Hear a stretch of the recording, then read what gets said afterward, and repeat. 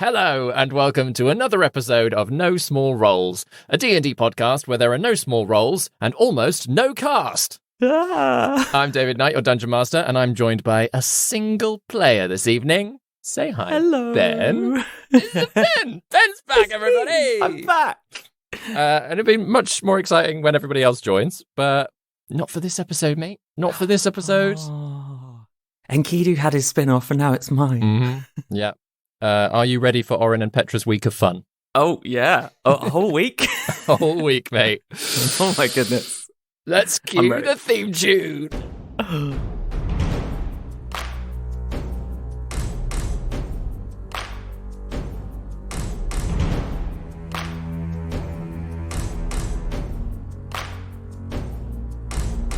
Prepare your party of players and polyhedral dice. Your tragic backstory better be worth the sacrifice. Seize your sheets and D20. Let's play D&D. Your haggard character swaggers with daggers in each hand. You've all discussed what you must, but even better laid plans. Take a turn when checks are missed. Roll initiative. Brandish your blades. Don't fail your saves. No risk too great, no choice to roll. This is your story. No guts, no glory. Confront your fate with every roll. Every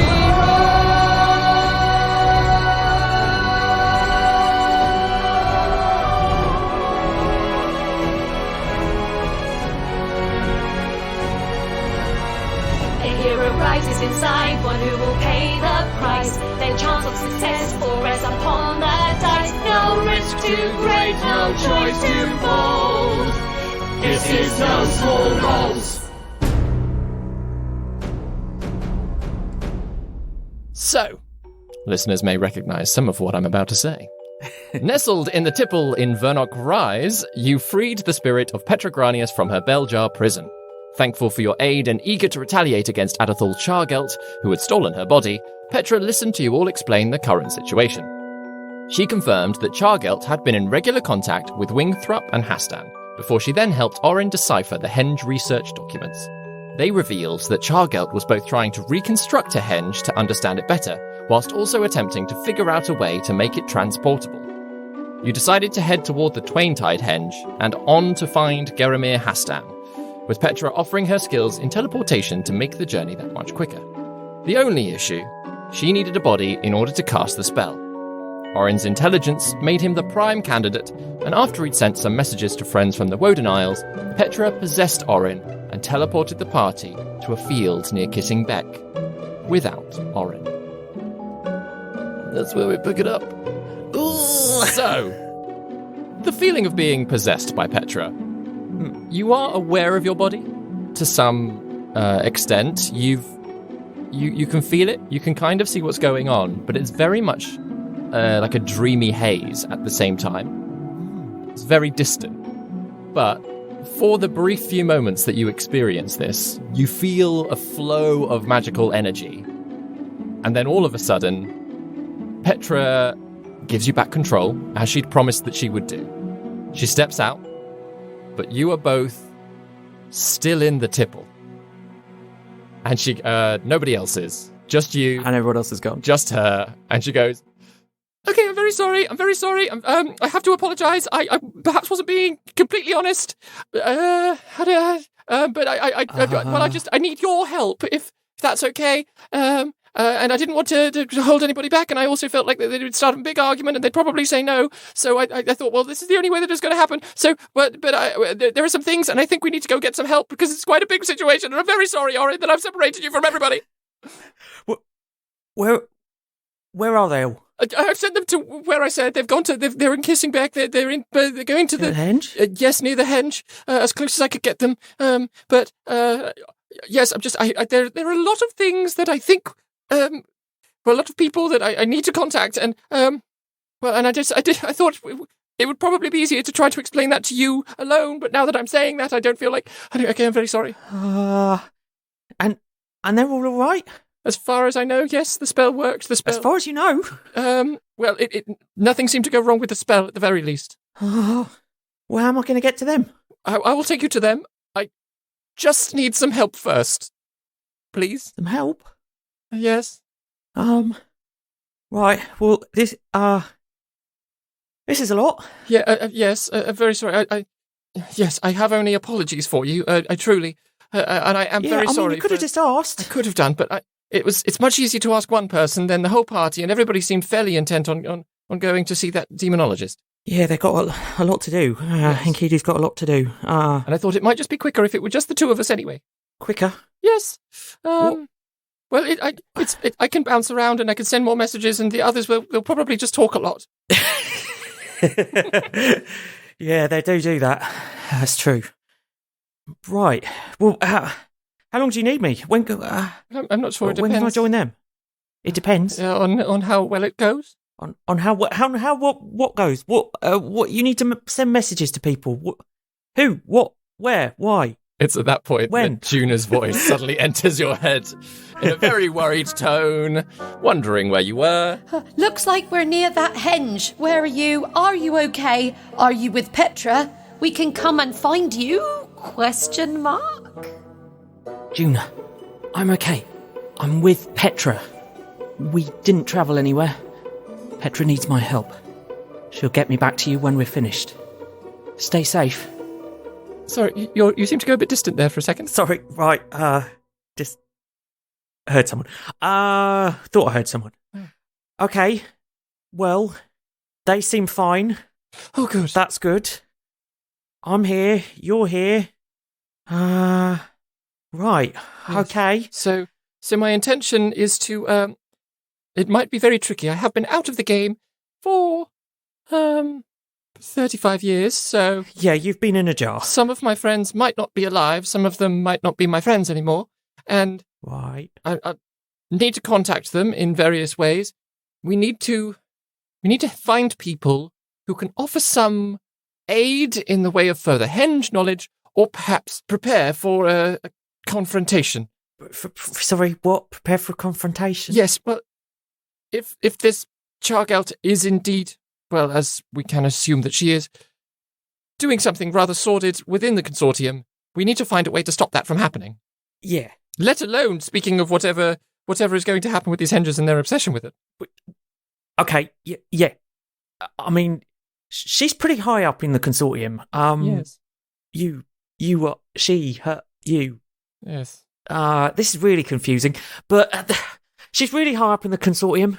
You want to try and take her on? Yes. But not just that. The situation is larger than just that. If I don't get my body back straight away, that is not the aim here. The aim is to protect the country. This, whatever it is that the founders have been working on, everything that you've explained to me, we need more people on side. Yeah, that's true. Not saying that the Aprica lads aren't... Fate Mark 5, please. Fate Mark 5, then. If the others aren't here, I can call it what I like. Yes, I'm sure you're very capable, but... I won't go that far. Perhaps we need people in stronger positions of power. Yeah. I think the issue with that is I don't know who on earth we can trust. You say that you've known people, but with all due respect, you've been in a jar for a very long time. You don't know what's happened to them since, Yes. or what side they're on, or who they've been talking to, or what ideas they've had in the last few decades. That is the worry, yes. Contacting anyone feels like it needs to be done carefully. And it could take some time to convince them. Yeah. Also depends, well, again, how much you can trust them, how much they know already, and how much you want to bring them into the loop of what's going on. Well, there are a few people that I'm sure that I can trust. Yes, when I was younger, some very close friends who yes, I'm certain.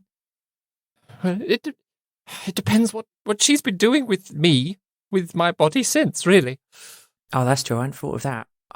As far as your friends are concerned, you've been around the whole time. Well, yes. David, quick question. Does Petra's spirit look like Petra enough that people would like recognize her? Yeah, she looks much like her portrait that you saw, like young Petra. You've not seen current Petra, but you can imagine that she is a slightly older woman. Whereas, the person that you're looking at, also the unbodied spirit, it seems to be of that kind of 35-year-old age. Yeah. Not someone who is like arch-magi, older, 70-odd, as you'd expect. Yeah. So, in that, you can imagine if she appeared, she hasn't changed since she was younger. Yeah. Okay, well, maybe if we can take you or get you through or get you to talk to some of these old friends. That's going to be quite a story to explain to them. Well, yes. So, you agree, then? I'm going to be honest, it feels like an awfully long walk to get to the Very Cold Tea place by myself, so... Thank you, Warren. I guess. Yeah. Good. Let's do this. Okay. I've got a favour to ask, though, in return. Yes, of course, absolutely. Orin pulls out the application to the Argonauts Consortium. I'm not asking you to do my homework for me, but maybe we can have a bit of a chat about these questions if we get a bit of time. Absolutely, yes. We'll do some homework together, of course. Yeah, a bit of a study club. Bit of a study club, yes. Okay, wonderful. So, if you don't mind, I'm going to we'll step into you again. Okay. I've still got some energy and power left. I'll be able to contact a few people, take us to where we need to go, and it might I might be in there a short while whilst we figure this out. How long's a short while? Well, I'll let you know when you need to go to the toilet, okay? Okay. Is there some sort of signal I can give you somehow from inside if I need to get out? Well, I had quite a good sense of your body, so I'll at least know when you need to go. No, not just thinking of the loo. I mean, generally, if I need to take control again. Yes. Did you ever speak to your friend about? He had a few travellers with him inside. I mean. Oh, what Enkidu? Yes. Yeah, we've chatted about what? Sorry, hang on. Is this new information to me that she knows about the people inside? Yeah, it would be actually. Okay. So, how? Sorry. There was a moment earlier when he stopped to. Well, he had a whole conversation with a tiefling woman. When? And it was very fast, but I very much knew it. Earlier today, when you learnt that that piece of paper had been used by somebody, and now I believe one of his travellers. Travellers? The people in one of the spirits with him. I don't know. The travellers. Well, I saw something, and well, I just wondered if they had a system. I'm going to be honest. I don't know if they've got a system. I feel like sometimes one of them turns up uninvited. Oh, I've certainly seen that happening. Not a very nice one. Okay. Do you have any not nice people already within you? I don't think I've got anyone. Oh, that's good. Okay. I didn't think so when I possessed you earlier. Okay. What are there other people who've got travellers inside them? Is that something you've seen before? I don't know a lot about it. Some people take other spirits within them, yes. In the way like my friend does. He seemed to have it was quite a pull on his... There's quite a few of them. We saw them once in a... long story. We sort of saw images of them once. Oh. Well, I didn't want to get too close in case I got caught in the net, so to speak. Yeah. But I've known other people have ethereal contacts and patrons of different kinds. Is he? I assumed he was something of that ilk. They certainly seem to be able to give him. I don't know if they're his abilities or their own abilities or where it comes from, but he summoned a thing the other day, weird, shadowy, creaturey thing when we were downstairs where we found you. That seemed to be related to one of the travellers inside him. Maybe it was one of the travellers inside him. The big shadow spawn thing. Oh. I think you saw it. I think Petra saw it, didn't she? I didn't see anything. When I was picked up off of the shelf, I was put into a bag rather quickly. Fair enough. Right, well, anyway, he summoned a sort of shadowy creature, and it appeared almost to be one of the travellers inside his head. Oh. And there's other magic and stuff that he can do. I feel like I don't know if he knows how it works entirely, if I'm honest. Well, if they don't have I thought perhaps that was a way to communicate. Just scream really loudly, Okay. and we'll hope that works. Okay. Well, And if not, I'll give you breaks, and I won't exhaust you physically as much as possible. thanks. Appreciate that. Just sorry, before I you go back inside. The other people you know or knew with travellers, you said you didn't want to get caught in the web. What have they trapped other souls, travellers, people inside them? Well, others that I've known, it's not quite as it appeared with your friend. Others have almost like spiritual guides of sorts, regular undead or ancestors that they speak to, and some might carry totems and trinkets that they use to help contact those spirits, and they come to them. And in that, some occasionally would carry those spirits within them for a short time. But your friend seemed to be something slightly different. It seemed to be more of a void of some kind. I felt if I got too close, perhaps I would have been stuck. Oh. Yes. Well, if there's anything else that you want me to do, anything else I can help with, then just let me know, and I can take us places, I suppose. Right, okay. Where are we going first, or is it all a big surprise? I happen to know Wayland Delaveau. Is he still alive? Do I know if Wayland Delaveau's alive? I've heard Orin of the Delaveau. Tula Delaveau. Orin wouldn't know about the Laveau family. Other than Tula Delaveau. Apart from Tula, yeah. Yeah. I can't say I've heard of Wayland. The Delavoes, yeah, I've heard of them. Oh, good. When I first joined the consortium, the Laveaus, I was actually working in their household at the time. And when I said that I wished to apply, they organised, my application form for me. Oh, they help you with your homework? Yes. I'm just rather hoping that they can, that I still have some connection in some way. We met one of their staff, Gus. Oh? That's about as good a connection as we've got, I'm afraid. Okay. Well, it might be a few messages, then, in that case. Okay. Okay. Are you ready? Yeah, go on. Good. And I will keep you safe. I've made that promise to your friends, okay? Yeah, I'd appreciate that. I will get out of trouble as soon as... there won't be any trouble, but if there were trouble, I'm going to keep you safe. Okay. Okay. When you're not in my body, are you able to do anything? She kind of waves her hands in a very conjury kind of way, and she's nothing. So if you're not in my body, I'm on my own. Yes. Okay. Good to know. Okay.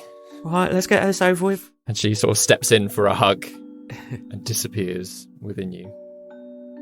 It is an odd experience, again, sort of being suddenly pushed backwards into your own body. And you are aware of her casting spells. You are aware of her suddenly reaching out.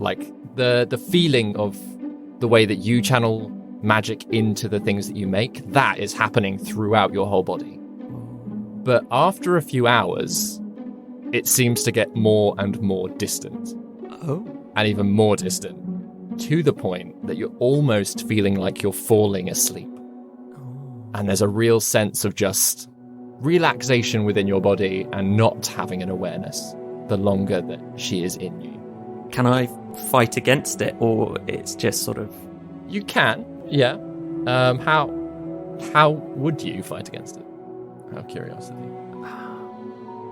think I can sort of see what she's seeing. Can I like see and hear what's going on around? To begin with, but even that, it's kind of becoming like hazy and blurred. Yeah, I think Oren would try and like focus on what she's seeing through him, and like really try and that sort of thing when you can feel yourself dropping off to sleep, and you're just like really trying to like focus in on okay, come on, pay attention to this, like, you know, in a dull lecture sort of way. Where sleep feels inevitable, but if I really concentrate on what they're saying, maybe I can stave off sleep for another few minutes, sort of feel. And there is an awareness, like, as you're sort of fighting, and like the vision is constantly sort of clearing a little bit and then sort of drifting back. Each time it clears, you're not quite sure how long has passed. Yikes. For a brief while, you're in the tipple. Ooh. That same room is still happening, as she seems to be what you can assume is sending messages out, talking to people. But then you do fall back into that slumber feeling. Yeah. Just a little bit longer than the other times. And when you sort of blink, she's not there. She's on the streets of Forlos Vale. You don't quite recognize exactly where, but like from the style of the buildings, from the ambient noise that you can hear, you're like, oh, we're back in the city. But then even then, you sort of drift back a little bit more. And then suddenly you're awake. Very clearly awake, as you can feel her stepping away from your body. Whoa. And you find yourself in a very opulent room. There's silverwork everywhere. You're on a very deep blue sofa. And sitting opposite you, in a couple of equally plush chairs, there's one man, olive skin, he's got swept back, dark hair, a trimmed beard, wearing like this big padded jerkin with silver wings emblazoned across the lapels. Beside him is a very old man. Silver wings, just to double check, that's Clip the Silver Wings, that's I haven't played for a long time. What's he called? That's Berian. Berian, thank you. Yeah, that's Berian's sigil. But yeah, and next to him is a much older man, balding, slightly wispy hair, spectacles on the end of his nose, but equally dressed in these very lush, clearly expensive robes. And you realize that your mouth has been moving as if you're mid-conversation. And Petra says, "Yes, see, here I am. As I was telling you, this is my friend Orin. Orin, this is Waylon Delavaux," gesturing to the old man. "And Lord Ulamas Ulamas, is that right?" And the other gentleman nods. She says, "Yes, Lord Berian, who seems to be a friend of Waylon, and thought it was well, yes. Anyway, as you can see, literally just thrown my pencil on the floor in excitement. It's Lord Berian. As you can see, I am telling the truth. Clearly, separated from my body, and the current Petrogranius is not me." And sort of the two men look at each other, look back at the sudden spirit of Petra, looks over at you, Orin.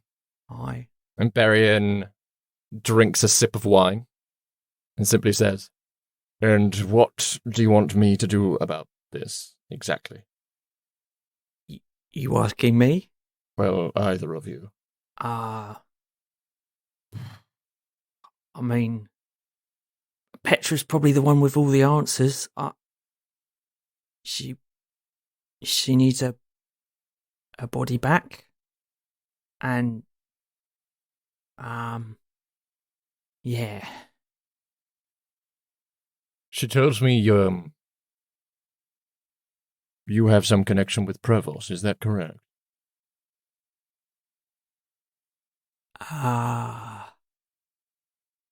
Paths have crossed. I just think it's very interesting that you didn't want to go to him for help. There's like a dry smirk between him and the old man. Maybe we don't know him that well. Petra steps forward a little bit, slightly in the way.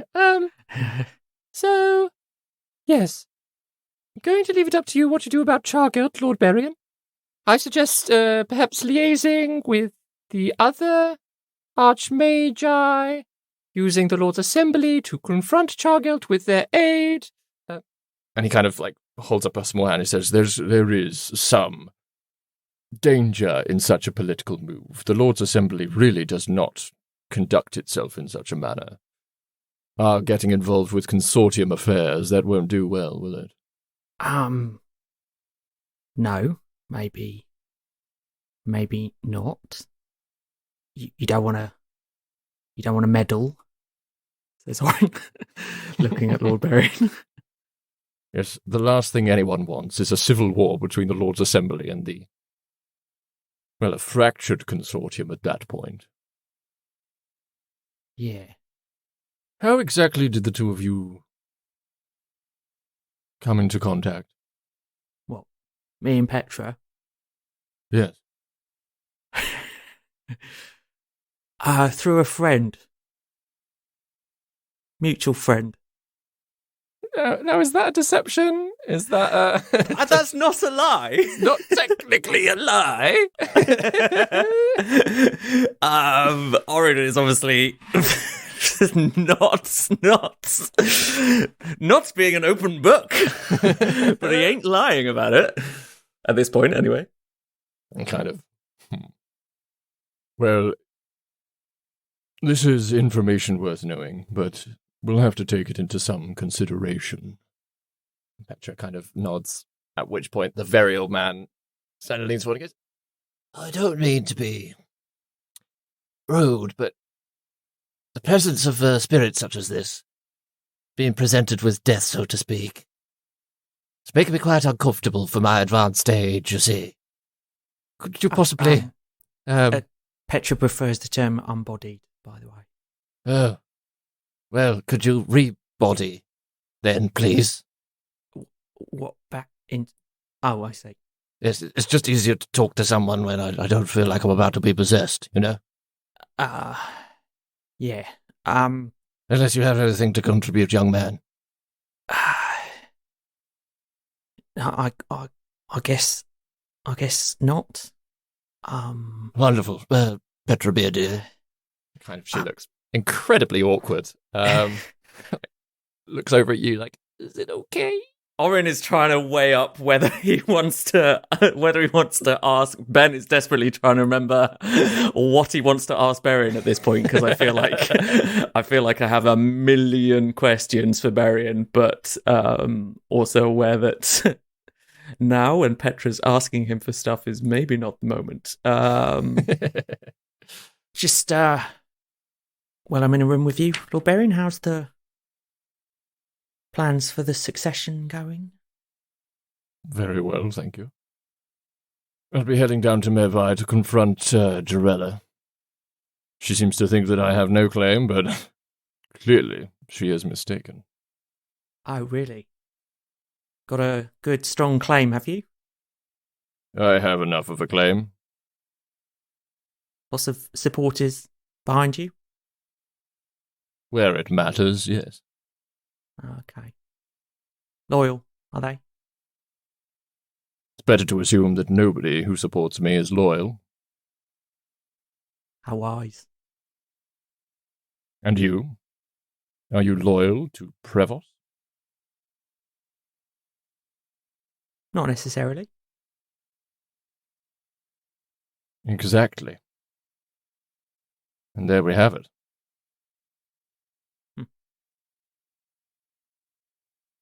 The old man.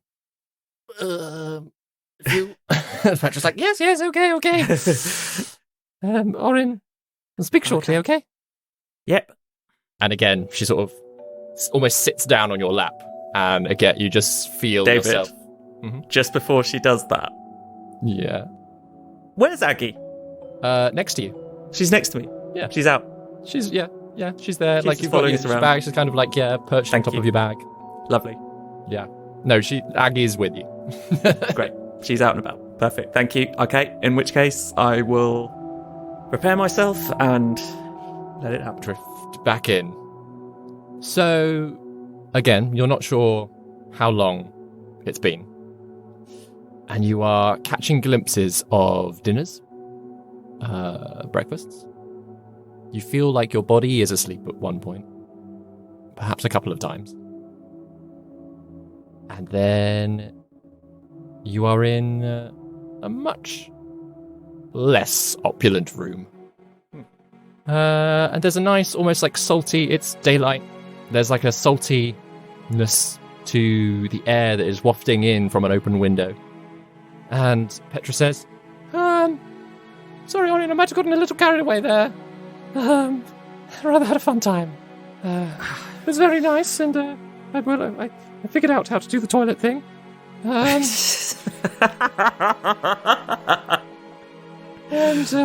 Orin decides not to think about that. But I did promise that we'd do some homework, so now that we have some time, I've prepared some meetings, and, I thought we could do that. Okay. How long has it been? Time in there is weird. In me. However that works, time is weird. How long's it been? A few days.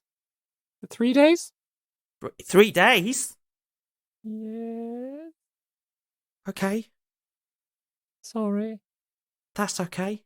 I just very much enjoyed having a body again, and I know it's your body and not my body, but just being able to feel and taste and cough. It was so nice to cough, Orin. Oh, right, okay. I guess Get I've never things thought stuck about up my nose. And, like that. have an itchy chin. It's just. Oh, yeah, it does get itchy. It was really nice. Oh, right, okay. Orin just sort of pats himself down just to sort of make sure everything is where he left it. Nothing sort of out of place or. So yeah, the room that you're in, very clearly like an inn bedroom, like a hired room. Your bag is on a chair. Aggie is kind of like pottering about on a table, and everything is there. The book's still there. All of your money's still there as well. It doesn't seem like she's spent a lot, if anything, from a quick glance. Good. No repeats of Russell here. No repeats of no. She has kept everything, and you feel very full of food. You do feel like she has been like, let's get eating. Whether or not there is like an extra like weight around your belly, who knows? But yeah, you've had a good few days of being fed. Well fed, amazing. I'll go over and like play with Aggie for a minute, check that she's doing okay, and then I'll come back to her and go. I don't know who else I've met, you've met, we've met, but Lord Berrien, I don't know if he's someone you want to be friends with. He seemed perfectly charming. I mean, after the initial shock, of course. Did you know him before? No. Wayland put me in contact. Seems the Laveaus and Berrien have quite a strong working relationship in that way. And Lord Berrien, as I understand it, is in the running, as it were, for the throne. He has an army, which sounds like it could become very useful if directed in the right way. I don't think it would be directed in the right way. Why? We've met some of his followers in the past. Yeah, they're not lovely people at all. At least the ones who are following him willingly. And there is a big question mark about how many are doing that. Well, you shouldn't really judge people by their followers in no kind of way. No, I'm not judging him by them as such, more what he's doing to them. What's he doing to them? Okay, look, Petra, you've been in charge of my body for 3 days, so I feel like we're at a point of trust, right? Yes, I should hope so. He's... I do trust you, Warren, and, well, you and the other fate marked. Five. You do have Fate Mark 5. Five, yeah. All 5 of you, yes. Yeah, it doesn't work by itself. It's just Fate Mark. It's not catchy. No, it needs to be Fate Mark 5. Fate Mark. I see why the others say abracalads. It's a sort of single word. Abracalads. It's just not. Yeah. Well, no, my point is, anyway, you are all very much on the right side of things as far as I'm concerned. So, yes, you have my trust. Yeah. In which case, I wouldn't trust Lord Berrin an inch.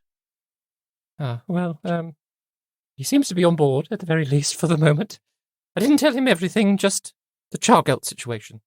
Right. If he can use some political means and contacts to unseat her, at the very least, that could help. Did he say how he's going to go about it? Is he going to be open about it? Is he's going to try and maneuver behind the scenes? I don't think he's going to call her out in the streets, no. No. But obviously, a man of his position, he has direct access to many of the reigning lords. He can organise meetings with the Archmagi themselves, if he so needed. Yeah. Just a bit worried about what he's going to be getting up to. He seems to want power at any cost. And he's not been going about it in a good way. Okay. Well, perhaps that was a mistake then. Okay.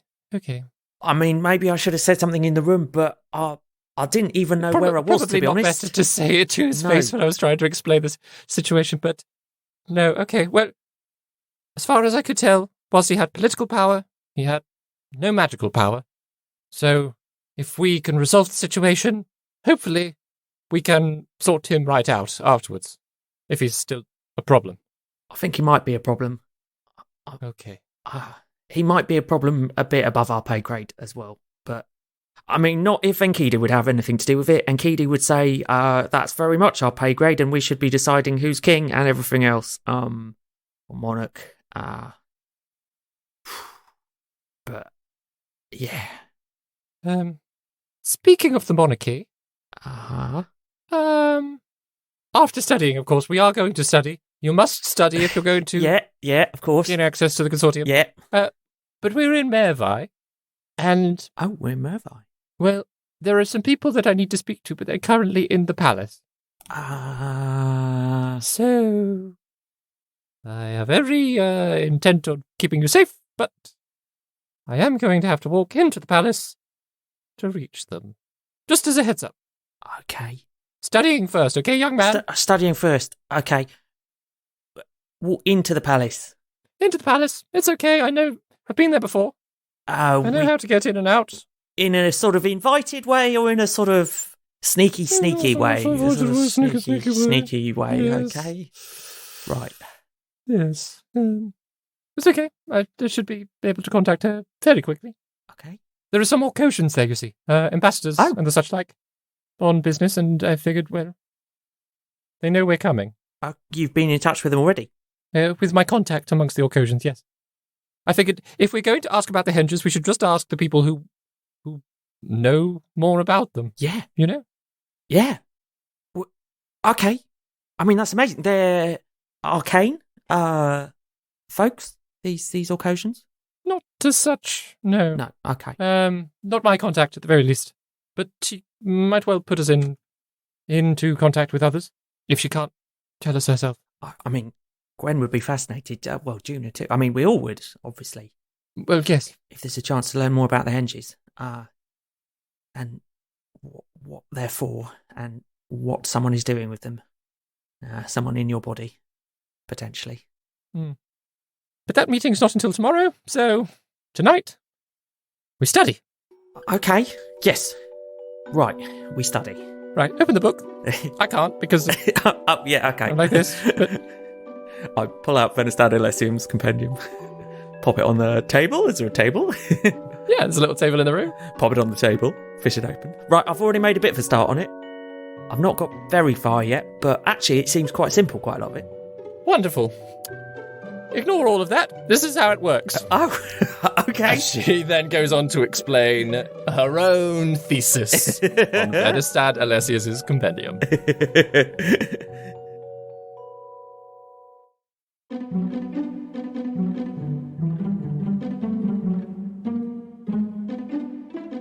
Grace here, keeping you updated with all things No Small Roles related. Myself and Ben had a wonderful time at MCM Comic Con. If we met you there, thank you so much for taking the time to give No Small Roles a listen. Though if this is the first episode you're giving a try, it would make a lot more sense to go back to the beginning. I promise you it's worth it. We recommend listening to the first 8 episodes in full and then making your mind up after that. There are also some recap options though, if you want to get caught up a little sooner. Either way, we hope you enjoy No Small Roles.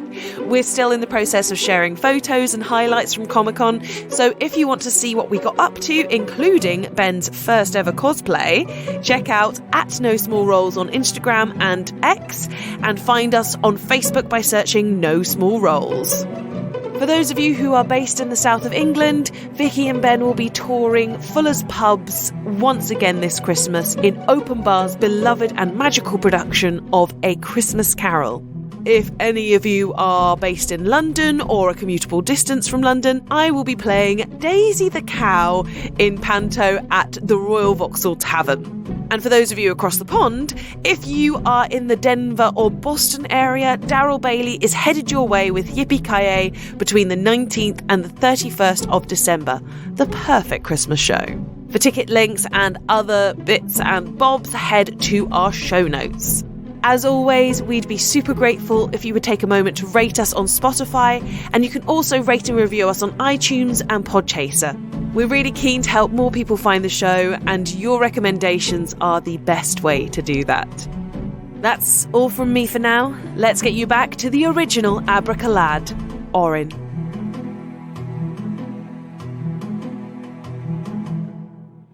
So, after a night of magical study, and a good rest in your own body, and a lovely stroll through the streets of Mervi. Mervi has an air of Fallows Vale, but almost feels busier in some ways.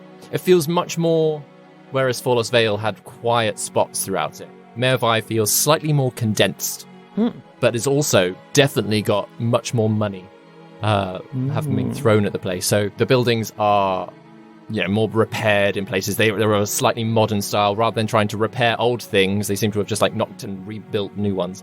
Apart from the Halcron Palace, which sits atop... Halcron. The Royal Palace sits atop the ridge of the city, and everything kind of leads up to it, sat right there. The sea, the shivered shore, is right there as well.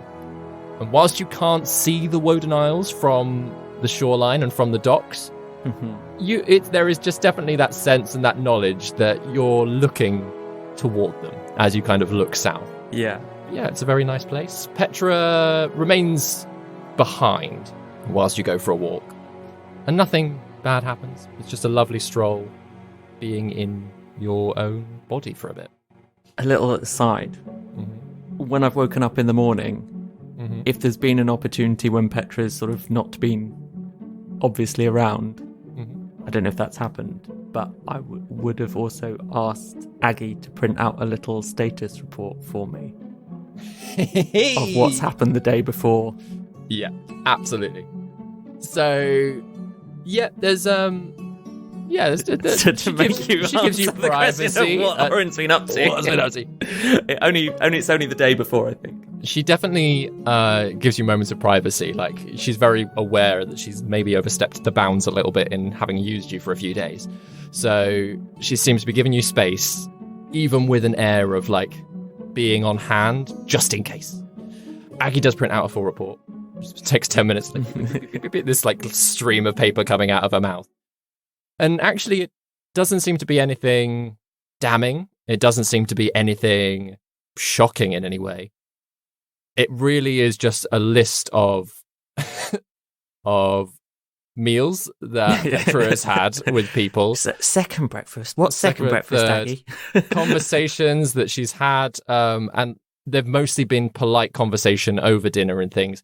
From the sounds of it, she stayed with Waylon and Lord Berrien for most of those 3 days, and then came to Mervi, bought this, sort of paid for this room, and has been sat there sending more messages to confirm where people are. Yeah. And so, yeah, Aggie's report is mostly filled with like the tail end of the trip with Berrien. And then, yeah, just a description of Petra casting lots of magic from your body. And eating lots of food. So, yeah, I will happily wander up towards the palace, sort of aware when I'm walking up to the palace. I don't know how much Enkidu has sort of told me about the physical palace in the past. I think Orin would be having that thing when you've heard about the Statue of Liberty or something. Oh, it's like I've been to America recently, and then you sort of see it for the first time. Yeah, it's like one thing to have an awareness of it, and then seeing it. Yeah, and it's one of those like in your head, you're like, it's the royal palace. This is like the throne is in there. Like the steward is like runs the country partly from there. Obviously, the Lord's Assembly up in Forlost Vale, they do laws and stuff, but it is not as big as you were expecting. It's one of those that you're like, this is like the seat of power. Yeah. And actually, you could, walk around it quite easily, like encircle it. Cool. Like it's got very nice turrets. The stone, the brickwork is very old. It's lush. There's, you can see beyond through some gates, and there's obviously crowds of people trying to peer through the gates as well. There's some beautiful like marble colonnades further up, and like the gardens inside, they look lovely. But also, it's not as grand as as you were expecting. Sort of Petra has been hiding herself in your bag. She's kind of found a little way to sit within Aggie as much as possible and squeeze herself down. She doesn't like it because it reminds her of being in the bell jar. But, so you've been able to like walk around with her on hand. And you realize that as you're encircling the castle, that there is a quiet spot. Nobody seems to be around. So she pops out. Okay. Could I step in again? Okay. And you're going inside there? That's right. He says, looking at the... So, going in there. You're going to keep us safe. Keep you safe. And speak to Sigrid, is her name. Sigrid. Yep. Organise a quick meeting with her. I'll let her know that I'm around. And then we can have a quick chat, and then bamf away. Are you going to pop out of my body for a bit during this chat? Or... Yes, I think so. Okay. I'll explain what's happening. Yes. Okay. I've tried explaining it through messages and sendings and such, but it's just easier to show. Yeah. Show rather than tell, as it were. Yeah, I've heard that said. Yes. Okay, right, let's go. And yeah, she steps into you, and there is... Maybe it's because you've had a full day back to being yourself again. The connection is not as blurry. Like, you've got a bit more of an awareness of where she is. And she walks through the walls. She casts a bit of magic and just walks through the stonework into bushes, into the gardens beyond. And clearly, from the way that she's moving and from, like, the brief glimpses that you're getting, she knows where she is in this palace. Like, she's definitely been here before. Yeah. Even if some of the garden layout has, like, changed since she was there, there is a very definite, I know where I'm going. Eventually, she kind of settles down in a bush somewhere.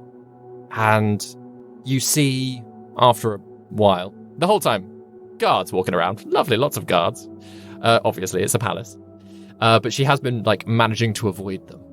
But she hides herself in a bush, and you get the sense, as it does start to become slightly blurrier, you're just seeing, like, a small group of people strolling through the garden having a chat. And you hear and you feel yourself calling out to one of them.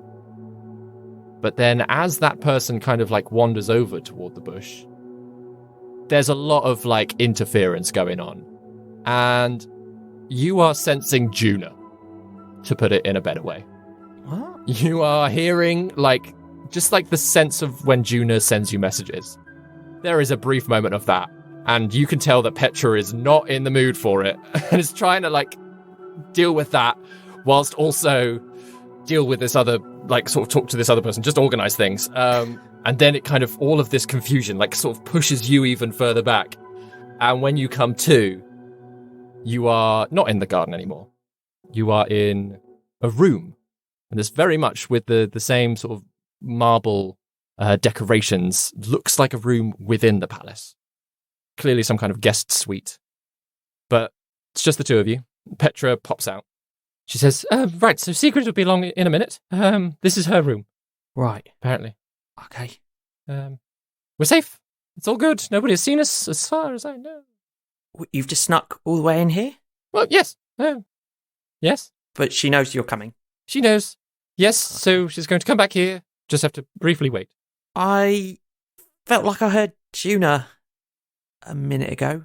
Oh, yes. Well, there was a scrying orb, and well, she seemed to be watching my friend. So, I stopped that, and then Juna. She was watching Sigrid. Yes, and then Juna contacted me. I'm very confused, but apparently she knows Sigrid. Juna does. From my understanding, it's very confusing. I wasn't really paying attention. I'll be honest, Orin. What with being in the middle of the palace. What's Sigrid's? What does she look like? She's an Orcosian woman. Braided hair, she's very big. Warrior type, huzzah. Right. Juna knows her. Apparently. Surprised me too. But there you are. And it's at that point that there's a small knock, and Sigrid appears. She walks into the room. And she is very much like the bodyguard. She is big. She is looking quite intimidating. And even though she's clearly in some kind of like dress uniform, and there's no obvious weapons about her, you can tell that she is formidable. Yeah.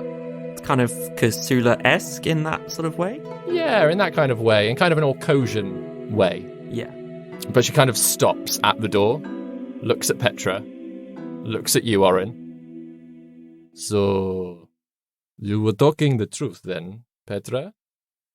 And she nods. Yes, this is Orin, my host. Is that? You're not really my host. My friend, Orin.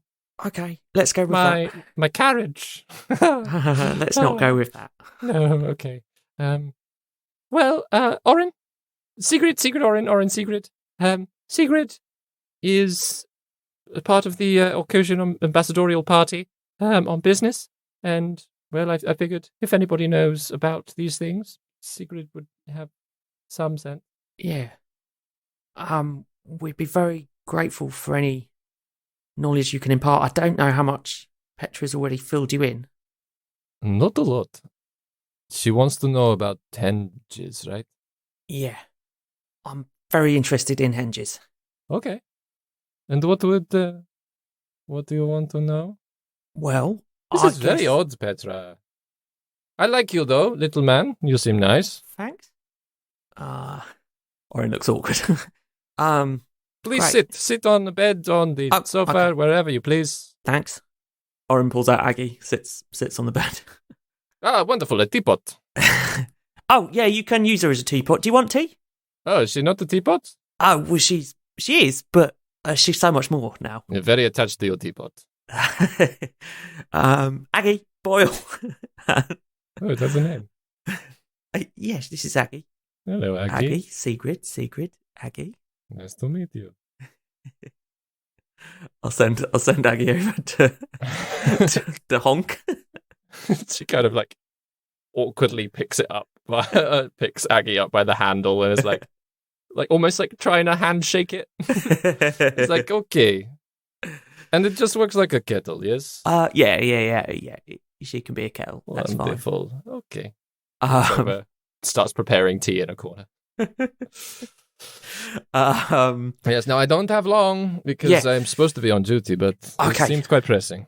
It is pretty vital. I wonder. I mean, I'd really be grateful for anything that you're prepared to share about henges. We've come across a couple on our travels, and we're just really curious about what exactly they're for. I don't know. What they're for? Yeah.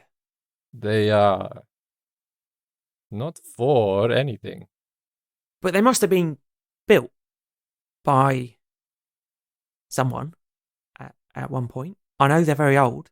Yes, older than any of us. Older than any of our cultures. Oh, really? Yes, we occasions we know of the henges, but it is much more of of an ancestral belief. They are monuments to our ancestors, those who came before us, and our spiritual leaders look after them and protect them. So they sort of guarded or They should be. yeah, Respect should be paid to them. of course. And that is part of the issue with having been pushed out of these lands, is that the way we respect them is not the way the Dravanian... Are you Dravanian? No. Good. The way these people do not respect them and leave them to break apart and ruin, it's not respectful, it's not right. I really, they've just been, the henges around here have just been... Ask any Dravanian, they do not know where the nearest henge is. No, that's probably true. Or a lot of them wouldn't anyway. And therefore, it is wrong. How many are in Orkosh? There are 5 that I know. There are some smaller ones dotted here and there, but 5 of the great henges. Smaller one. You must know of Ash Henge at the very least. Everyone knows of that. That is our Yeah. prime henge, yes. Yeah, I've heard of Ashhenge. On top of the mountain, yes. Oh, right. Okay. Many people take many great pilgrimages through the henges, and they will visit all of them. Have you visited them all? Of course. And they're not used for anything? I mean, they're sites of significant magic, from what I understand. Well, yes. They are the homes of, we call them egregore. Egregore. You have this word? No. Oh. Well, they are the beings of those who came before. Not like Petra, not like this ghost. Are you Ghost Petra? And she... not quite a ghost. She prefers just unbodied. Unbodied. Yes, I prefer the term unbodied. Because my body is not dead, I just don't control it. Well, it is like this. Not like this. It is more the home of your people, as such. And that's why you must respect them. David, I've never heard of the egregore before, I'm assuming. Never heard of the egregore, no. Egregore, sorry. Egregore. Yeah. The egregore, were they people like us? Or I don't know. well, there must be stories. Oh, many stories. Well, tell me a story. I don't know if there were people.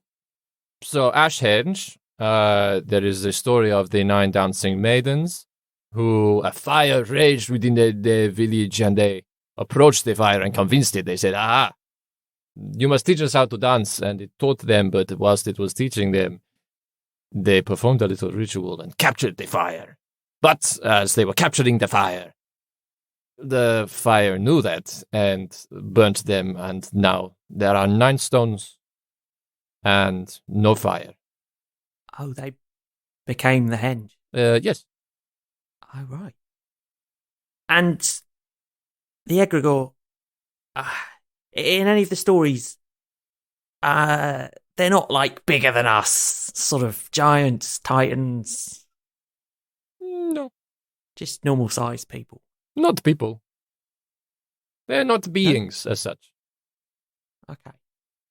More ethereal. Yes, they are respect. They are people. But they are not a people. They are just people. That is how it is. I see. And you haven't ever heard of a key for a henge, have you? A henge key? No, what is this? I honestly don't really know. But I am not the spiritual leader. I prefer to fight things, but in the stories I do not know of keys. No. And all the henges they're ancient, aren't they? They're all hundreds, Very old. thousands and thousands of years Yes, old. we don't know how old. That is why we respect Yeah. them. You wouldn't get a new one. New ones wouldn't ever turn up or be built or... Not in my lifetime. No one's danced and become a henge. I don't think so. Feel like it would make the news if it did. I feel like if people were dancing and turning into stone, it would, yes, raise some eyebrows. And there aren't stories of them being a gateway, a doorway, a pathway through somewhere, from somewhere, to somewhere. You can walk between them, but between the stones, but they have paths through them sometimes, but they are not. I think you mean this in the magical sense. I do, yeah. Not in yeah. the magical sense. Not a tourist trail No. so much. But if you dance around the 9 of Ashhenge, you can hear the fire. Oh, really? You can hear it crackle, feel its warmth, yes. Maybe it is just warm because you are dancing. It's hard to say. But you feel warm. Yeah. It's like you pick up a seashell anywhere and you can hear the shivered shore wherever you are, I'm told. Yes, yes. Like seashells, yes. Yeah. Bit like that. Is this all you need to know? I mean, it's useful to hear. I feel like it, unfortunately, it doesn't quite answer the questions I had. I'm sorry. As I say, this is not something that is new. A lot of it is forgotten. Yeah. You don't know where I'd find out a bit more information, do you? Or who might know? The spiritual leaders, they know more. The caretakers of the henges. But they do not leave Okosh. They stay with their henge. They each stay with their henge. Yes. And care for it and protect it and listen to it. Okay. No easy way of getting in touch with them then. I can certainly reach out. I would appreciate it. Yes. Petra did mention there was the Torberbog henge. Yeah. Is one there, is that correct? Torbebog, yeah. And this is not widely known. The one at Torbebog? This is the messages she was sending. This is the impression I get. Yeah, I mean, well, I hadn't heard of it till recently, but to be fair, I hadn't heard of henges at all until recently, so I might not be the Dravanian expert on them. Okay. Do you know of others in Dravane? Not off the top of my head. I used to be part of the Fenrenders, and we did some crossing here and there into your lands. Not your lands, these lands. They're not my lands. But unfortunately, we did not find many whilst I was with him. It surprises me. The Torbebog, we knew there was one near there, so that there is one there. Perhaps I send some people to investigate. Oh, shoot. If this, it will obviously be slightly trespassing, but I think we can all agree if there is a problem with the henges, people must look after them. I mean, I'm with you on that one. Okay. It will be done. You look after them, you protect them. Yes. I can tell you about another one. No, Do you know of the Lockhold Woods? I do not, but please. There's a henge there. It's been protected for a long time. It's been kept safe. It's been well looked after. Respected. Cared for as much as, I guess you can care for rocks, I don't know. But I have reason to believe it might not be so protected anymore. The Lockholt Wood. And I hope I'm not speaking out of turn, but I feel like a friend of mine who might also be a friend of yours might like to know that it's being looked after. Okay. We can look after it. I'm not bargaining here, but we are definitely going to need some more information on the henges. I've shared information with you. So, when the time comes, I hope you'll remember that. Yes. You are a friend of Petra. Therefore, you are my friend. Yeah. And you tell me about the Lockholt Wood Henge. So, we are friends. Good. Just to warn you, I don't know what state it's in at the moment or what's going on around it. We left in somewhat of a rush, and there were high-level disagreements, not amongst our group, about ownership of the henge, or... There are always issues near the henges. We will be careful. Be prepared. We are prepared. I think the zombie animals are all dead. Oh! Or re-dead. More dead things near the henges. Yes. Yeah. That is fine.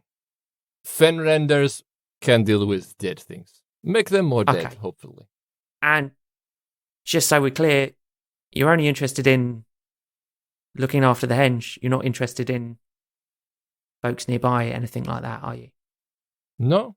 The people who live nearby are very safe, unless they get in the way. They are quite superstitious about that wood.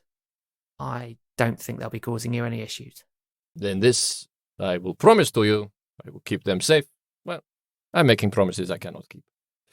I will direct my people where, and if I must, to protect the henge only, and keep the townspeople out of the wood.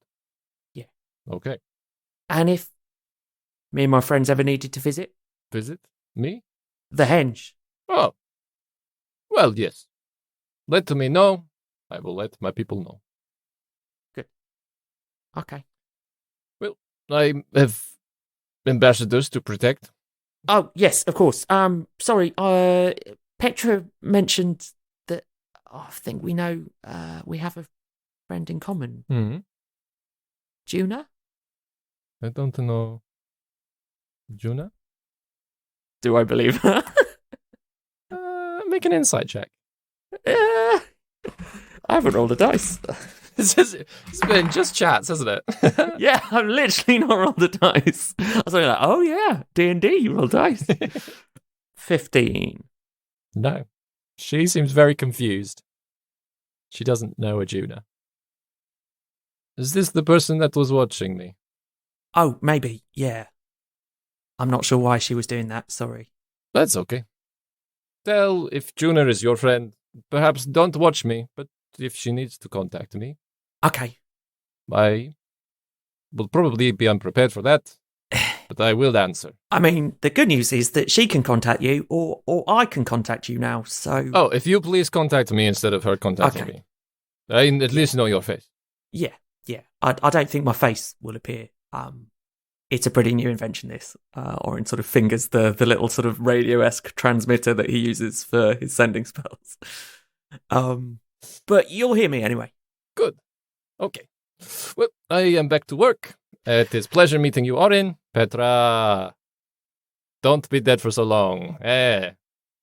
Petra's like, well, again, I'm not dead. It has been lovely seeing you, Sigrid.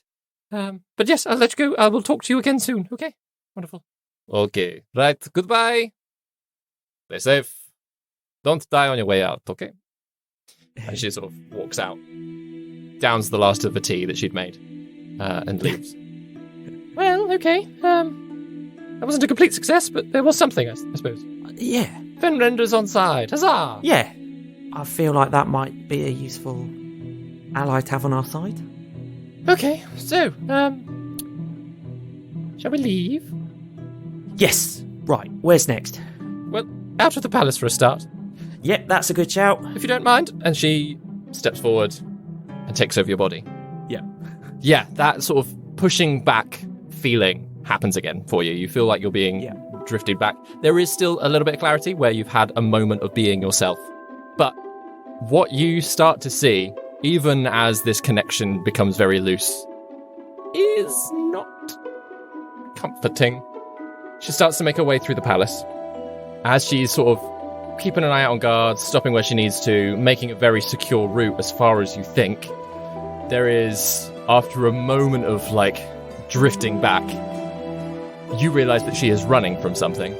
And then the next thing that you're kind of aware of is that you are in the throne room. There in front of you, there is a very large space. There are suddenly a lot of guards who are turning a small crowd.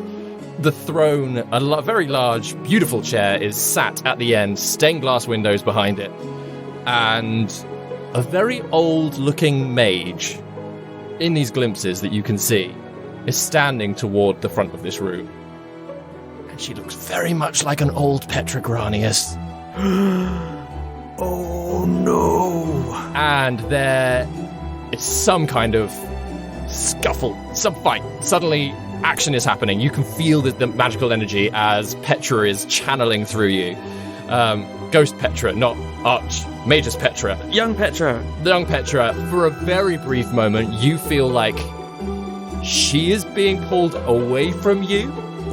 There is shock. You have full control over your own face for a moment as hers is lifted out, but then it shunts back in. There is more running, more flashes of images as you're trying to keep control of what your body is doing.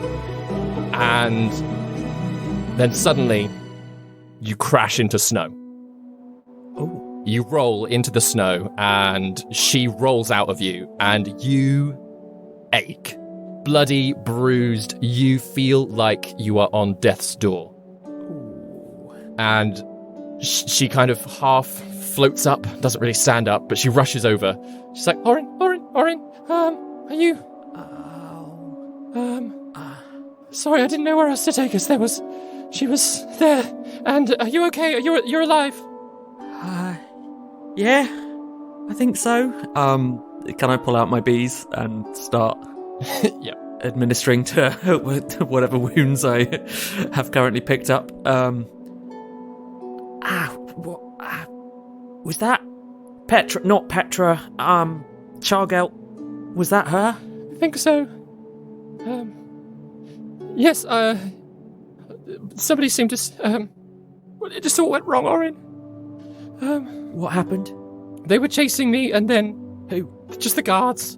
And I was trying to find a spot to be able to teleport away. But then I took a wrong door, clearly. And I don't know how much you saw. And she was there. And other mages were there. And so there was... I got us here, at the very least. Where are we? Lyodin's Downfall, I think they call it. The Woden Isles. Oh, we're back in the Woden Isles.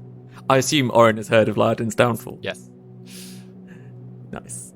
Yes, I don't know how much you know about this place. We're on Lyodin's Downfall. Yes, I've heard this is not the safest place to be. It's not, especially not for the magically inclined, but I just figured if they were going to try and follow us, they wouldn't be able to from here.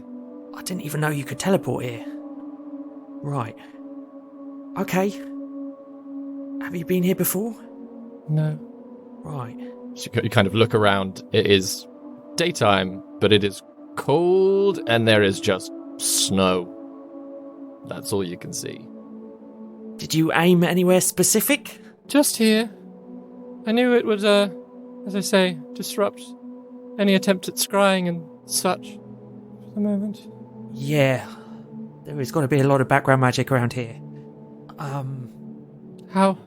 You need help. Yeah. How am I doing? Roll for your bees. Roll your bees. Roll for my bees. Roll your bees.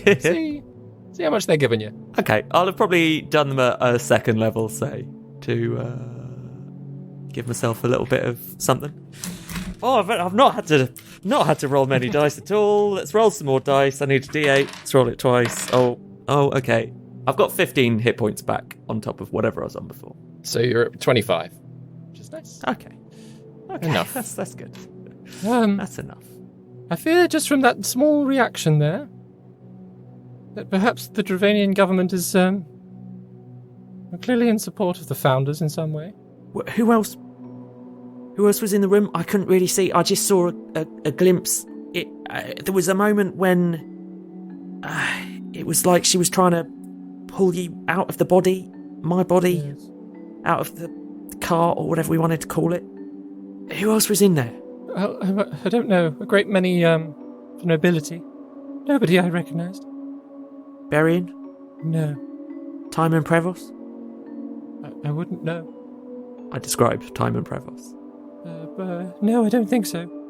Any of the other consortium that you knew? No. Okay.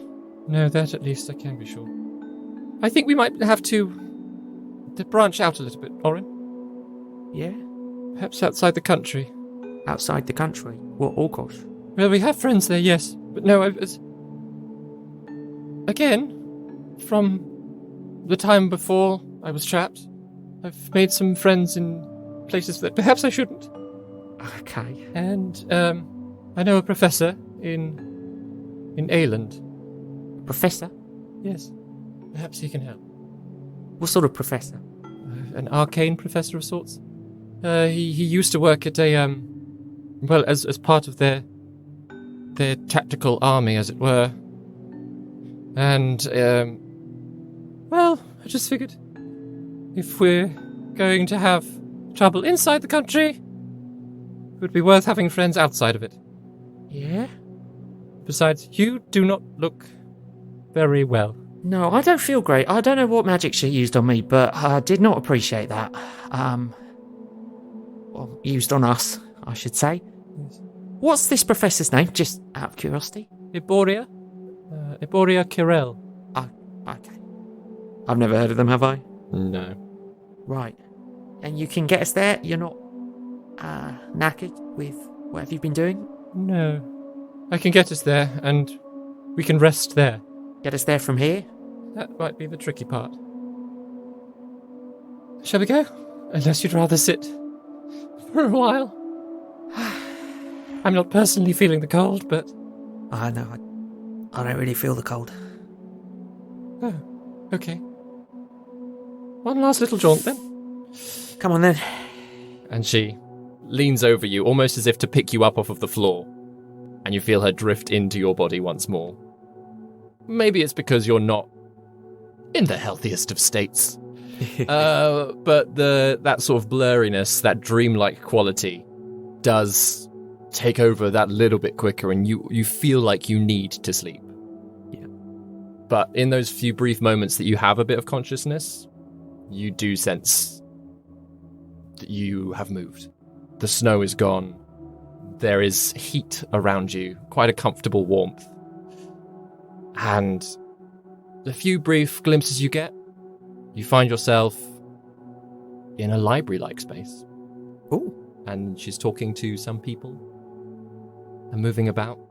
You find a nice bed to rest on. And you feel your body sleep for a bit. Dwayne. Hello. You have been hanging out in the University of Ayland. Having made some friends in your recent adventures. I say recent. You've been there for about a month and a half at this point, and to be honest, it's probably getting a bit dull for you. Yes, I imagine. Look, I've never been the academic type. I do enjoy learning, but there's really only so much one can discover. I find, after a certain point, I find doing things a bit more effective, a teacher. As you are trying to keep yourself entertained one day, and whilst you're like, you've gone out on a few little close excursions to things, as you are just bumming about the university, having a little drink to yourself, Orin walks past, down a corridor, pays you no mind, disappears into a different room. Oh, hello. Sorry, is he just going by? Just gone. Yeah. I take out a quick little hand mirror, look at myself like, did I lose something?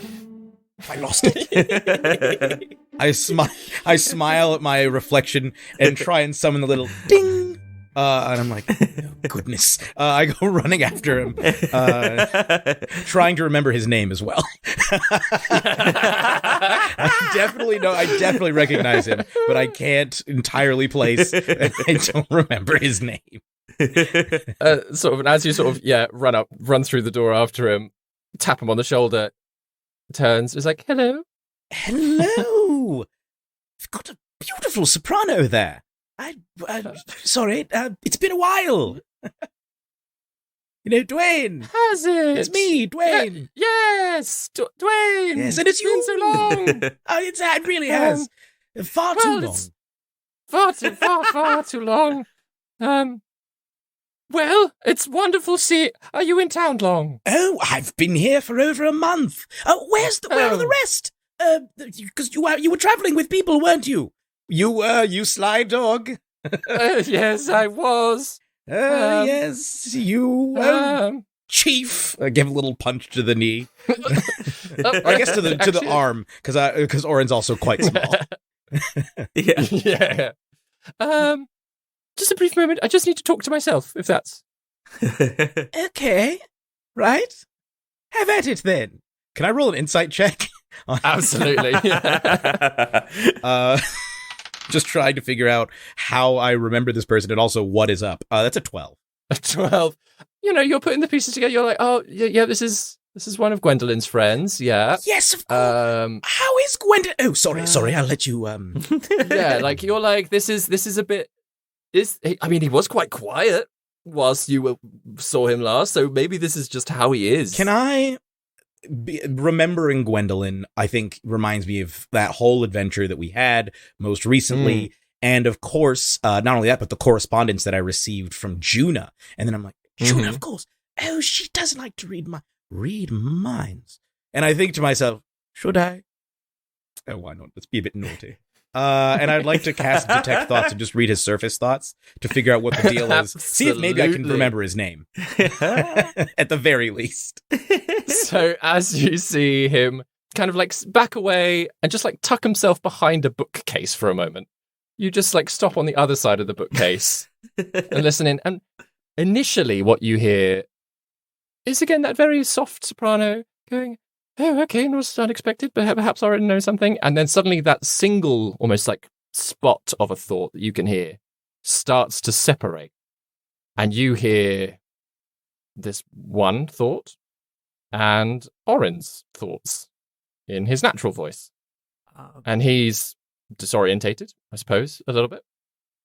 And then you hear their actual voices on the other side of the bookcase. Orin, there's a small gentleman, big blue afro, seems to know who you are. Big blue afro. Dwayne. Yes, some kind of... There's something draconic about him. I don't really understand, but slightly scared. Dwayne's here? Dwayne. Yes, he said his name. Do you know him? Yeah. Okay. Should I stay here? Do you want to go out there? How does this work? Sure. Do you want to come? I don't know. Okay. Will he be surprised? I don't know. I don't know. Okay. Please, this is happening. And then creeping back around the bookcase comes Orin and a ghostly spectral figure following. She is as equally petite as Orin, has the air of like a china doll about her she's very spectral and like see-through in a kind of tealy kind of way. Like a ghost. Hello. Hello. Orin! Yes, good to see you. Dwayne. Yes, your voice really dropped, didn't it? Sudden puberty. What? Never you mind. It's good to see you. And I should, Dwayne at this point, he looks largely the same, except that I think around his eyes is generally pretty scaly, and the eyes themselves he has dragon eyes. I think he keeps his dragon eyes most of the time. Whoa. He does not like to reveal fully that he is a dragon, but he likes to wear it like, oh, maybe people will assume I'm part dragonborn. One of those things. And he says, so good to see you. Good to see you. Where is Gwendolyn? And also I'm sorry, we haven't properly met. Who's your Who's your translucent friend here? Hello, Hello? Oh, this is Petra. Petrogranius. Petrogranius. Was to be Archmagus of the Arcanist Consortium, but Technically, kind of are. technically I am. My goodness, I don't know what diet you're on, but clearly it's doing wonders. You look light as a feather. Oh, stop it. Okay. She eats a lot. Really? Well, I don't know where Cutting you're look putting to it. Orin. In him mostly, as you can tell. Oh, what a Orin sort of looks down, pats his tummy. oh, what a lovely friendship this is. So good to meet you, meet you, Petra. And Oren, you're making friends in very high places. Yeah. Met all sorts of people. What an interesting few days it's been. Dwayne, you seem more yourself again, says Orin, sort of looking at his eyes Yes. as well. And being I like, should explain this, shouldn't I? Yeah. So you might have gathered when I absconded there. flew off. Yes, exactly. I apologize for that. And please extend my deepest apologies to the rest of the group. I've been struggling with some things and working through quite a lot recently, and the short version of the story is I'm a dragon. Oh, Yeah, I think we figured that one out. Oh, God, you already caught up, practically. can I just clarify? Yeah. A full dragon, or I just assumed some draconic heritage about yourself. Oh no, I'm fully a dragon. My mother was a dragon named Seraphina. She's blue. My father was a copper dragon, Gerontius. Yes, I'm half blue, half copper, I suppose. Orin, you never said you knew a dragon. It doesn't come up in conversation much. Half blue, half copper. What a combination. I can show you if you want. And I'll pull out the postcard that we got from Lake Trevane that the postcard seller had drawn of a blue copper tinged dragon flying over Lake Trevane. Well, you know what they say. The paint adds 10 pounds. You look very svelte to me. Thank you. I don't know where you found her, Orin, but she's a real firecracker. You wouldn't believe me if I told you. So, where is everyone else? Where's the rest of the group? Where's dear Gwenny? I literally don't know. Really? Yeah. They were heading to the tea fields when I last saw them, but that was... Did you... was there a falling out? No. I'm afraid I've rather kidnapped him. Oh, Yeah. okay. Body napped him. Yeah. We're okay about it now. Can I roll an insight check just to make sure? I want to check up on my man Orin. Yeah, you're rolling insight on me. On the situation. I just Okay. want to see what the dynamic Yeah. is. That was a 16. I just want to see if I'm getting good vibes from this and not like, haha, we're fine, aren't we? Come on, I control you. Yeah, one to the head. I'd say from her, you get the sense that there's quite a heavy weight of guilt in what she's done. Mm-hmm. She's like, there's an air of like, oh, it needed to be done, but she is actually not that comfortable with having done it. Mm-hmm. How does Orin feel? Yeah, I feel like...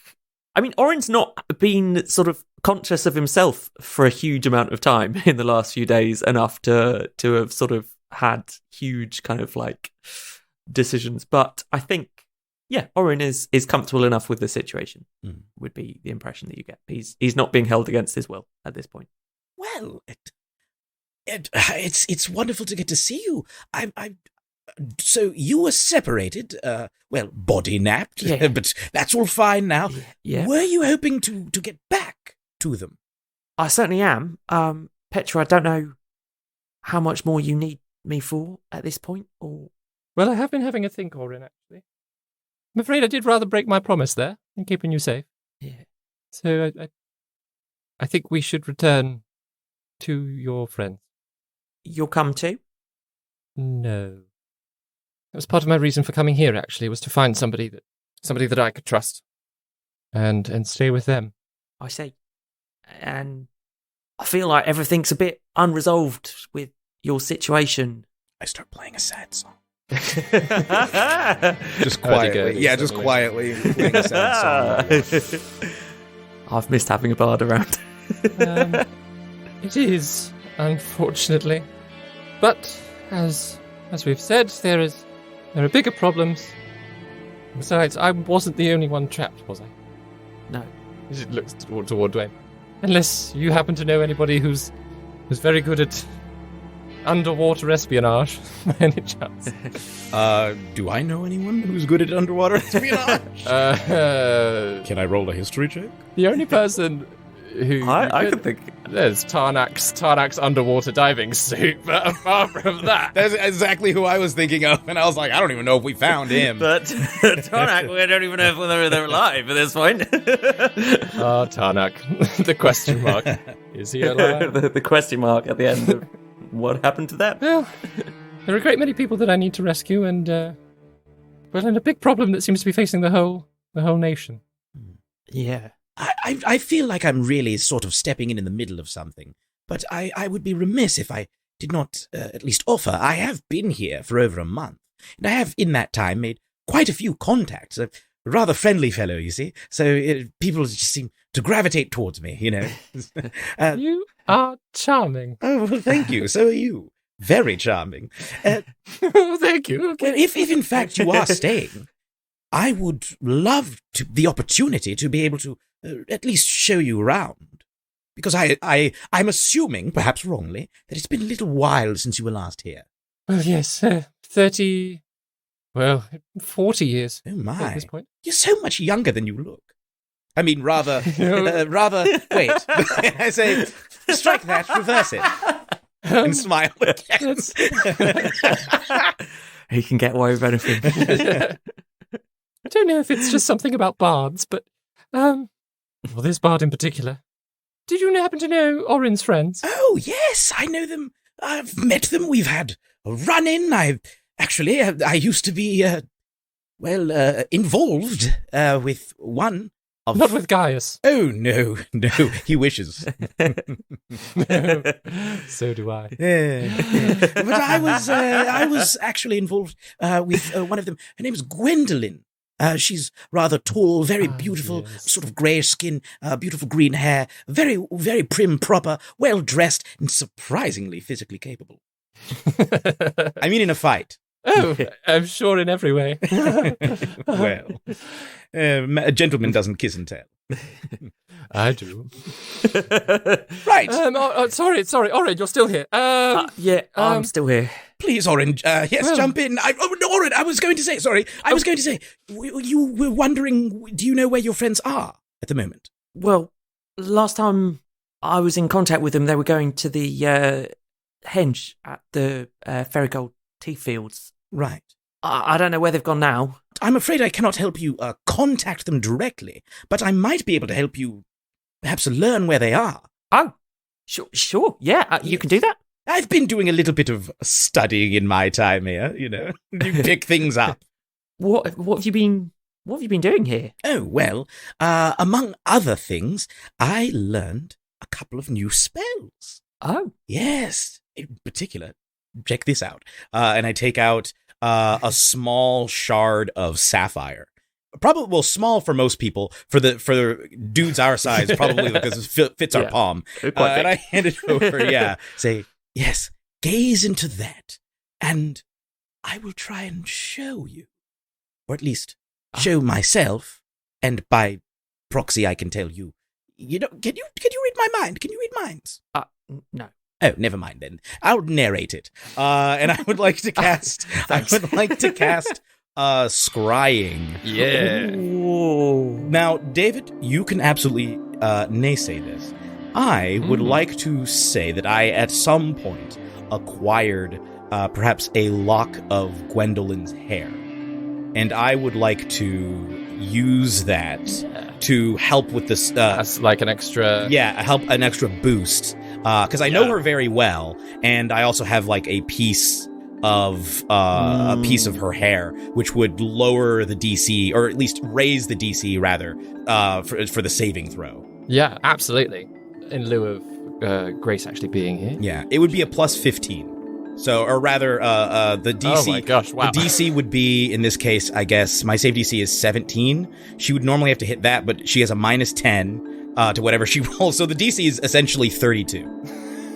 Is there any point in me rolling? I don't know if you can hit that. That's amazing.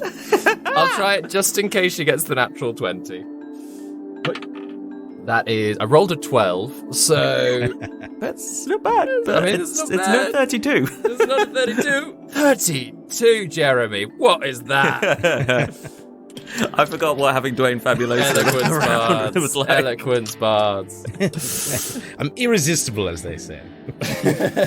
So, how does it appear to you? How does the image conjure itself forward? I mean, for the sake of, for the sake of expediency, I think normally it would be I'd look into the sapphire. I'm wondering if we can maybe bend it a teeny bit so that he can see. My eyes basically turn into visually sapphires, but he can see in the sapphire what I'm seeing. I'm able to project what I'm seeing over to that. Yeah, almost in a sort of crystal ball kind of a way. Yeah. The image is there almost for anyone looking in. Yeah. Absolutely. Yeah, this sort of the image coalesces inside of this sapphire. I'm assuming at this point you're not just all three of you kind of stood in the middle of a corridor either. We'll go back to the hallway. Get back. Yeah, we'll sneak back behind. Right. Other people walking past being there's a ghost, this guy's casting spells in the middle of it, what's going on? But yeah, so you find this little space and this image coalesces within the sapphire and there is a ruined forest.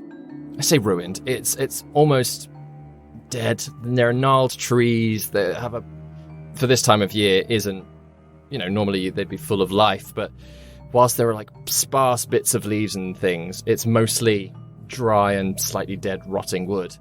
Lots of mud and a small pond, a small lake. And the party are edging their way around this lake. You can see Gwendolyn, Gaius, Juna and Enkidu kind of very carefully watching where they're putting their feet so that they don't slip. They seem to have an idea, you get the sense that they're very much heading in a particular direction, but for the entire time you watch them, they're just very carefully, lending a hand to each other to get over bigger roots, climbing onto bits of drier rock where they can.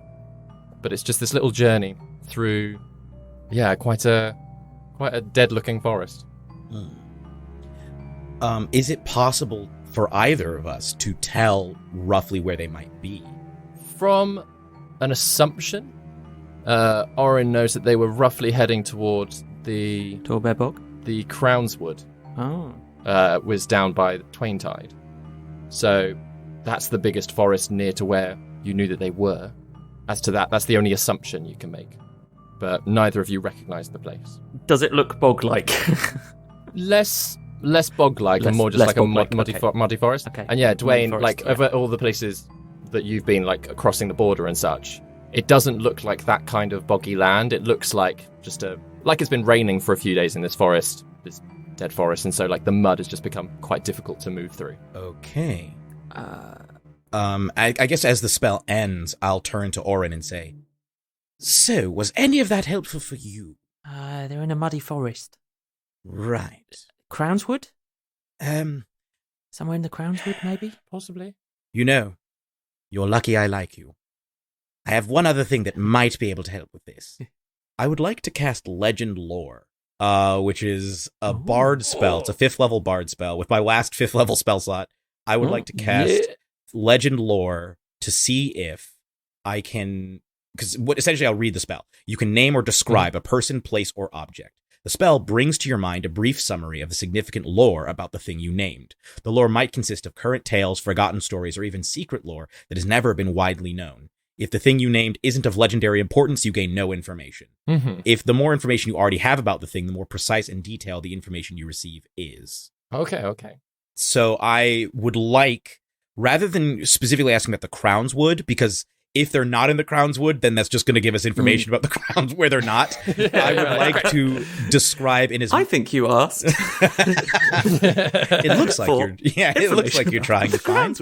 I would like to describe the forest, and I would like to essentially do it. I'll just play a low drone on the hurdy-gurdy, and it'll take the form of me essentially describing in sort of a small sing-song all the different features that I saw, as well as the people that I know are currently inside of it. Mm-hmm.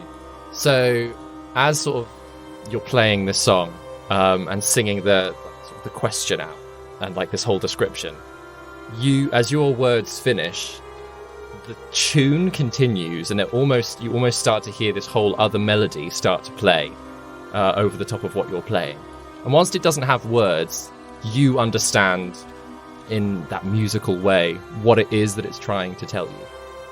And that first of all, this is the Crownswood, but that this particular area of the Crownswood is being corrupted and affected by a thinning of the barrier, we'll say, between this plane and the abyssal realm.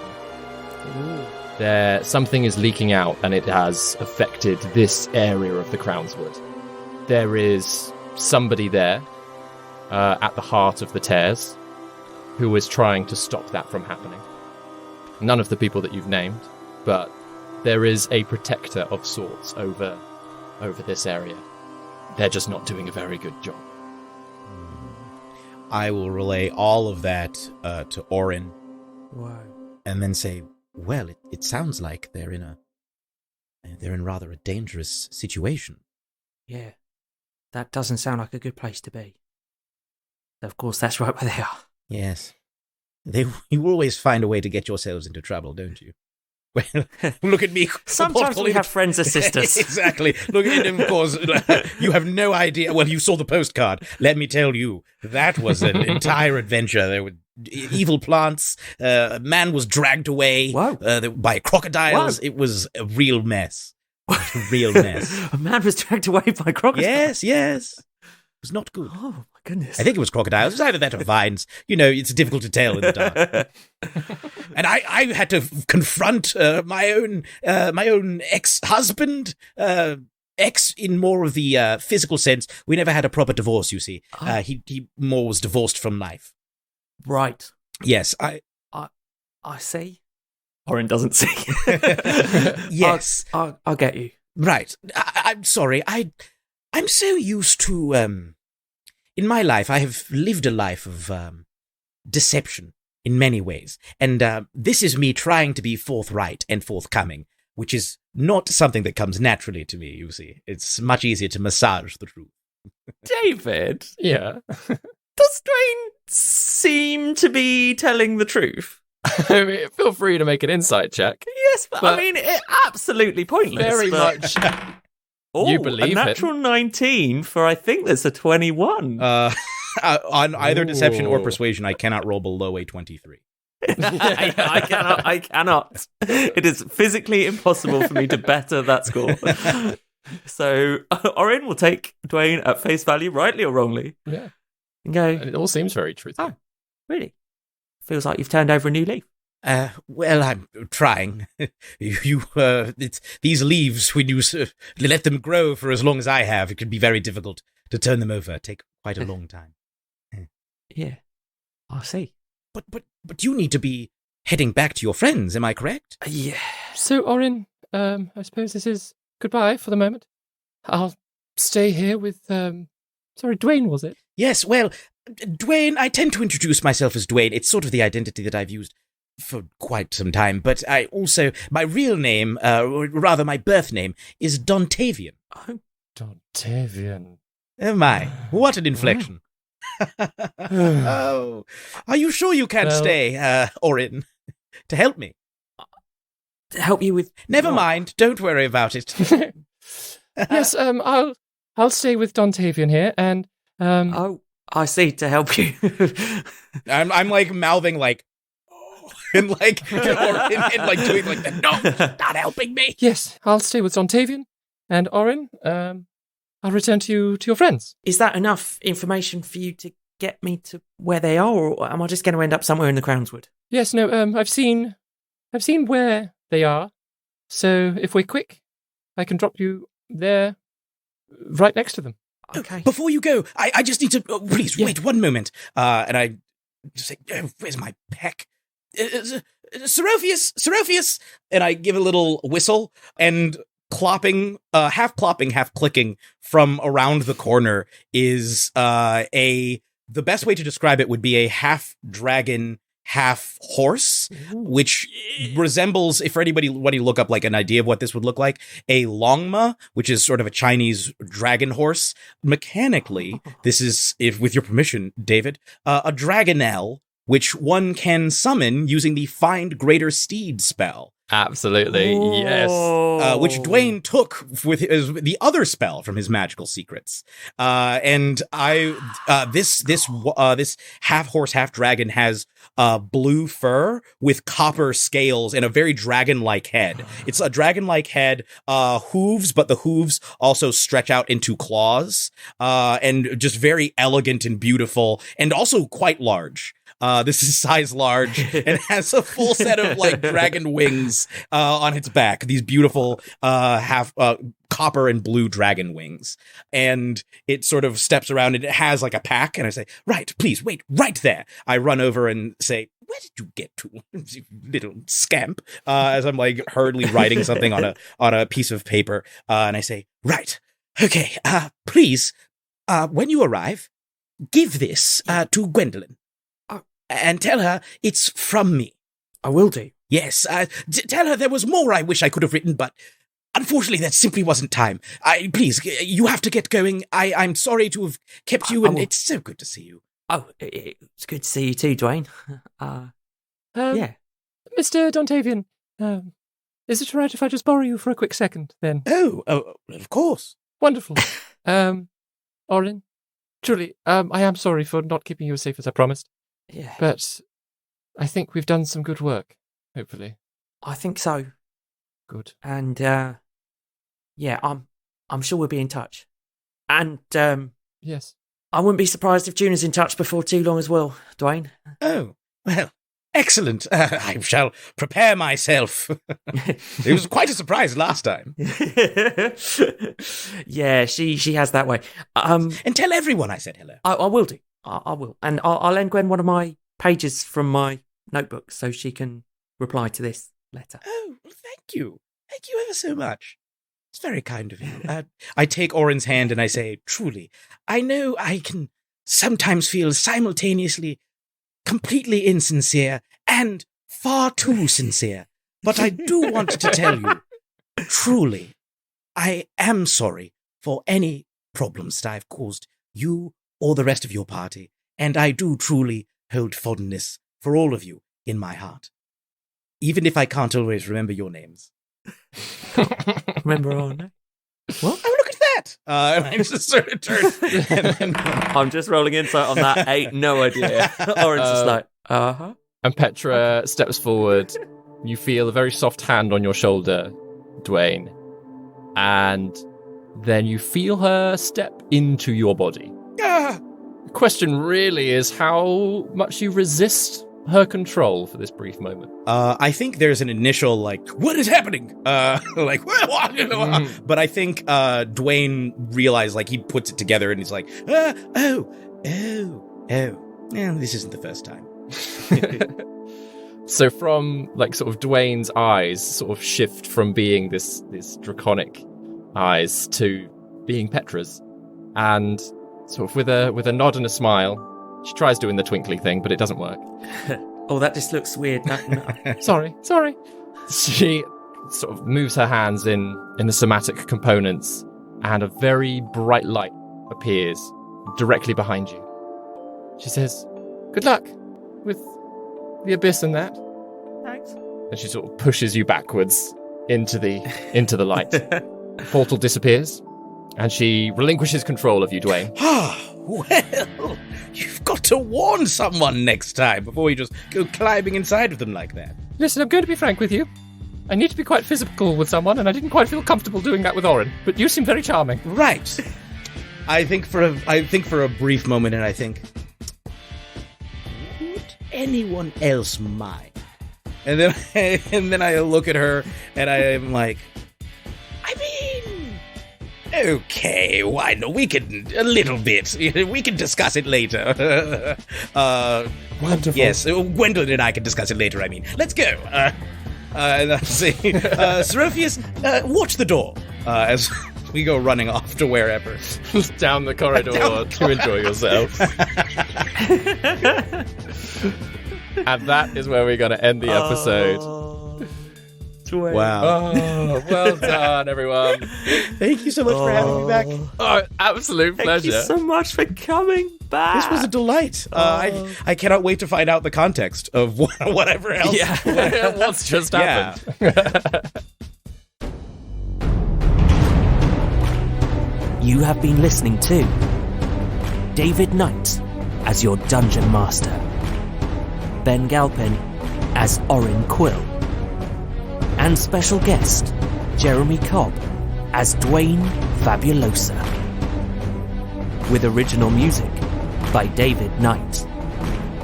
This episode was edited by Ben Galpin. Please tell your friends, subscribe, and follow us on all the social media. Thank you for listening to No Small Roles. Anon for now. Anan!